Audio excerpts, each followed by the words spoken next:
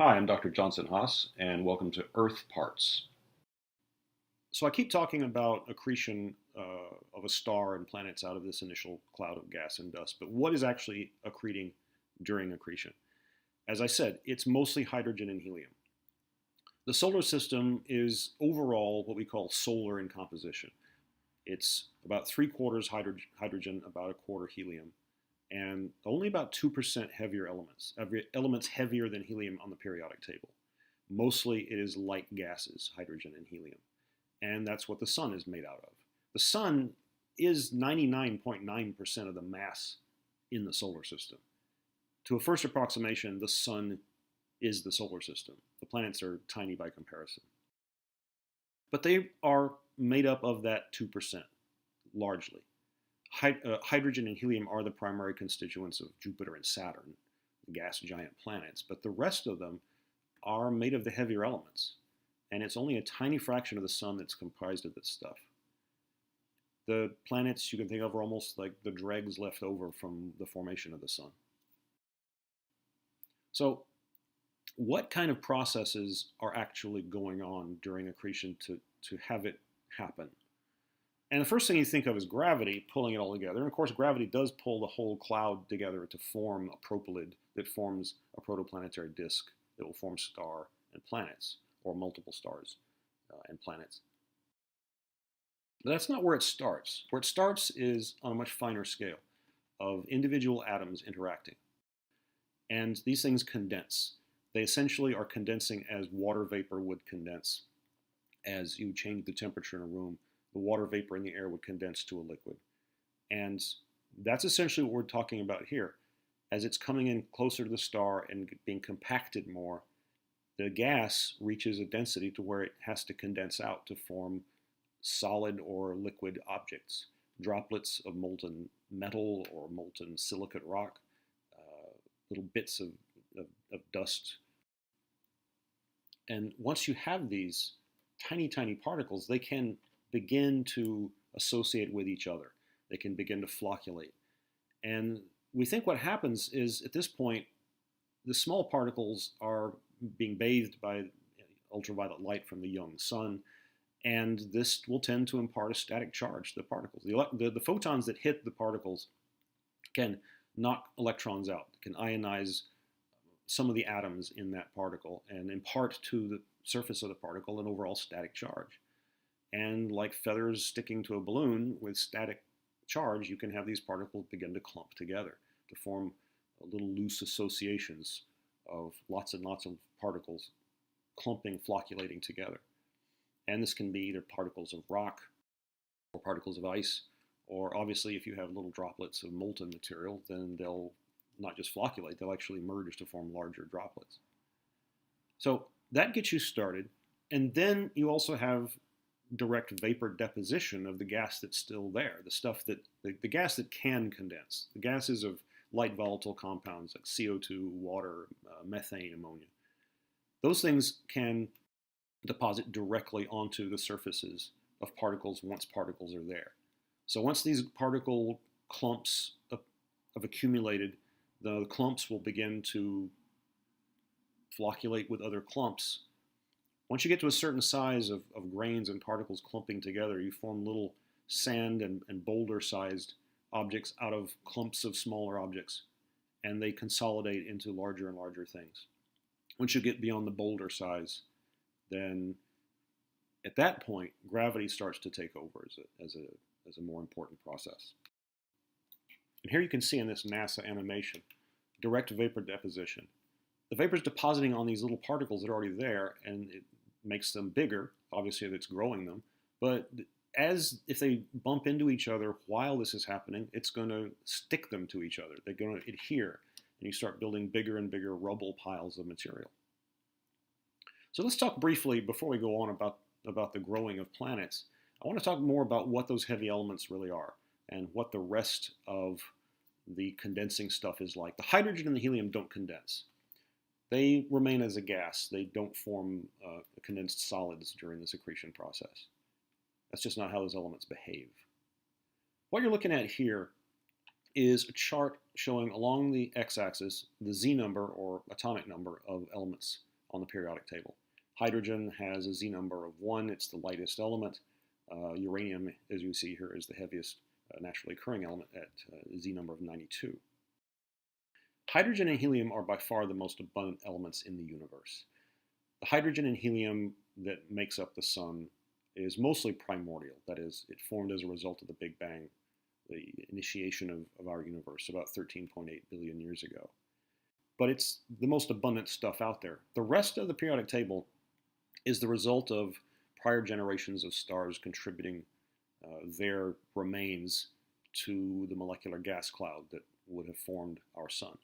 Earlier generations of stars seed this interstellar material with heavier elements that are produced in stars by fusion reactions. All the elements in the periodic table heavier than helium are produced in stars by nuclear fusion reaction processes.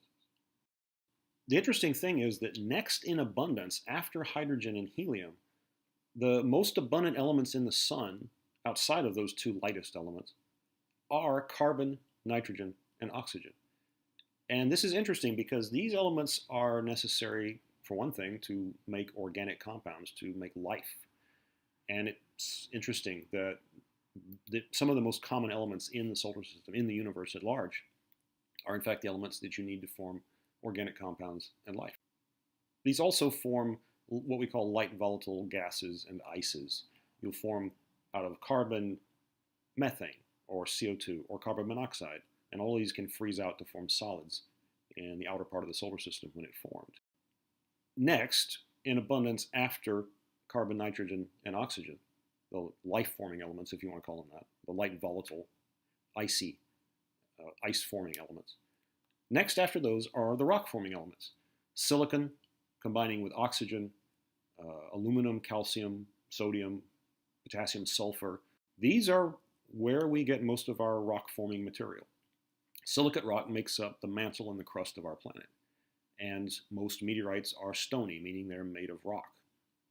These are very abundant elements, and the terrestrial planets are primarily made of them. And then you have iron here too. Iron is very abundant, and not only does it form our core, which is nickel-iron alloy, essentially, not only does it form our core, but it's abundant enough that it's actually a major rock-forming element too. Iron is abundantly found in silicates, complex silicates making up the mantle and the crust of our planet. If you go further down the periodic table, on the diagram here you see the abundances fall off dramatically. If you go to heavy elements, you go all the way down to look at things like platinum, lead, thorium, gold. These are the lowest abundance elements in the solar system. They make only a very tiny amount of what the planets are made of. And so we look at these things often as rare ore deposit minerals because, in fact, they are rare. Their abundances are quite low. These are the heaviest elements that stars can produce during fusion reactions. And they don't produce much of it. And most of that was produced during a supernova explosion. During supernovas, you can fuse the very heaviest elements in the periodic table. In the last moments of a star's life, intense, highly energetic reactions occur as a star detonates that can slam together nuclear particles and make fairly large nuclei. Now, to make objects larger than small clumps and rubble piles, gravity is obviously necessary. This is what drives the process at that point. Tiny particles don't gravitationally attract to each other, not that well in comparison to large objects. And so the flocculation processes and direct vapor deposition, condensation processes led to planetesimal bits that were small, that would associate into rubble piles that got bigger and bigger. And at the point where you're the size of a mountain, gravity begins to cause everything around you to start moving toward you. Objects are attracted to the largest local center of mass. So, as these rubble piles begin to grow, they grow into larger and more massive objects. The most successful, if you want to call it that, of these objects begin to dominate their orbital pathway and become the primary attractors of the remaining unbound material. Once an object gets to be larger than a few kilometers in diameter, the process goes pretty fast. It begins to sweep up material pretty readily in its surrounding orbital region from the star, and grow within a period of just a few dozen million years into a fully sized planet. The following is a computer simulation from a study from 2010 showing how an accretion disk actually organizes itself into protoplanets and then finally into planets. In this simulation, you're looking down the poles, straight down onto an accretion disk. And the authors have color-coded it by density. So the highly dense hot material is close to the star, and then it fades away as you go further out. So they're starting with a pretty homogeneous disk here of material.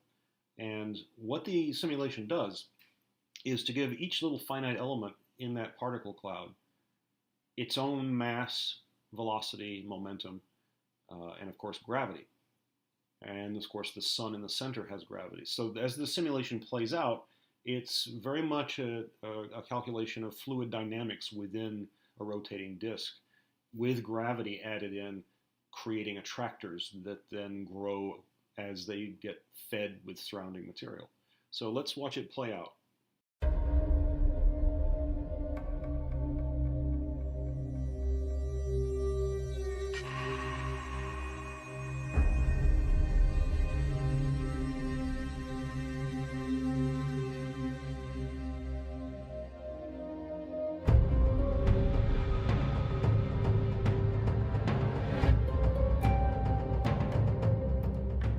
So what you're looking at here, at this point in the simulation, a number of protoplanetary nuclei have formed.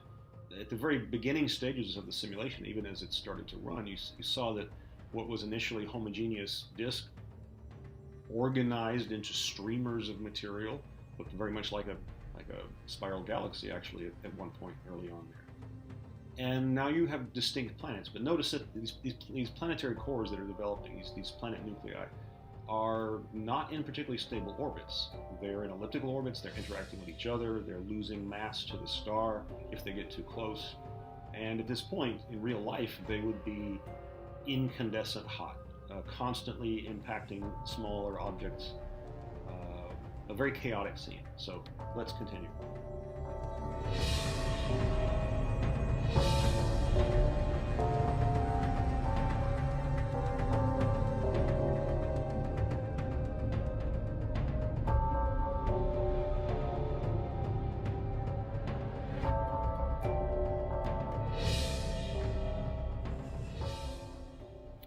here we are sort of near the end of the simulation, and you can see how it's played out. At this point, there are a few planets that remain. Most of the ones you saw beginning to form were destroyed by falling into the sun. Maybe they were slung out of the system entirely. Only a few are going to end up having stable orbits that will remain over geologic time. And it's very likely that in our own solar system, as it formed, there was a lot of violence like this going on, and we may have even had several planets that formed that we lost. We don't know, and it's really hard to tell now.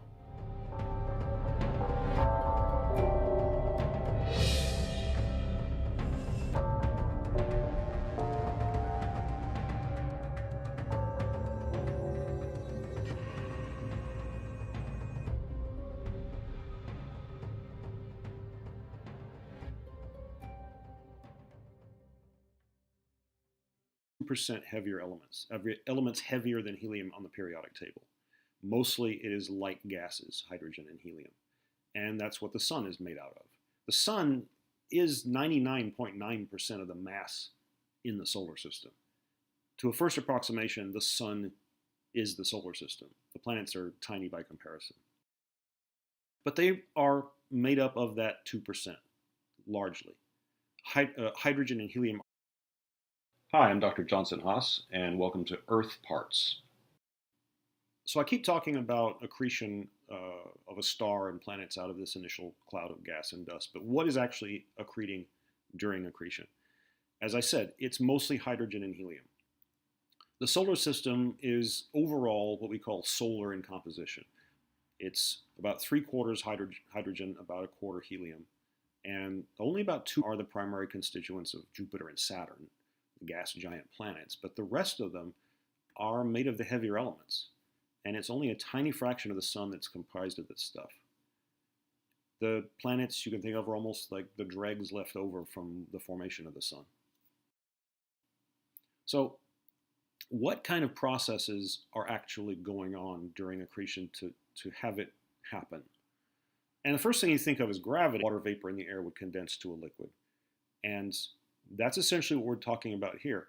As it's coming in closer to the star and being compacted more, the gas reaches a density to where it has to condense out to form solid or liquid objects, droplets of molten metal or molten silicate rock, little bits of dust. And once you have these tiny, pulling it all together, and of course gravity does pull the whole cloud together to form a propylid that forms a protoplanetary disk that will form star and planets, or multiple stars and planets. But that's not where it starts. Where it starts is on a much finer scale of individual atoms interacting. And these things condense. They essentially are condensing as water vapor would condense as you change the temperature in a room